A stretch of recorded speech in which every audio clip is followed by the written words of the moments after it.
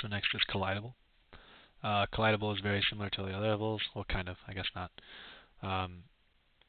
But so this is the class diagram, all the needed stuff, and that's probably the most documented. Maybe, I don't know. So as expected, we have the model and the B-sphere associated. I assume that will expand next quarter when we do more stuff. I have the constant time removal in the delete reference, and the constant time, I guess, achieval. Deletes all the information necessary, reusable commands. Update the collision goes to the B-sphere, and the B-sphere is what you wanted. It has the small footprint, and then this is rendered, is used just for the visualizer to fix that problem you mentioned of the intertwining or the incorrect colored circles. Here's the math to get it, to set the information, and then I don't have anything implemented here because that's handled in the math tools, which I will get to later. Why did I set that to 40? I have no idea. So the next part is the collision, the actual collisions themselves. So the collision test pair and collision test self is small like you expected. It's I think it's almost entirely your code that you showed us. But to get everything working, I do as expected. I get the B-sphere. I ask if it's intersecting, which is shown here. Nothing too exciting. No power function as you asked.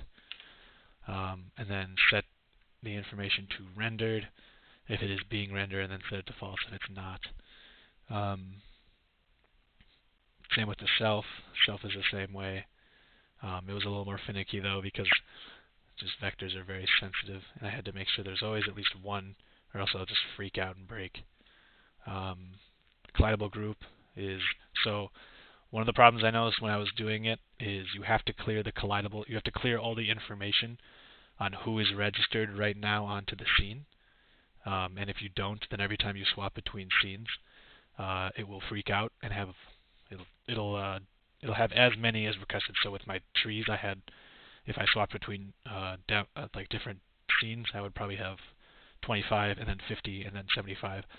So in the terminate function that is called at the end of the scene, so in scene.cpp, I clear all the objects, and then the collision manager handles all of the destruction, or not the collision manager, whoever created the collidables handle their own cleanup. But this is just clearing it from that list that's using it. The collidable group never actually, it just holds references to, or I guess pointers to objects, but the objects are cleaned up by themselves for external sources. Supposed to be the user.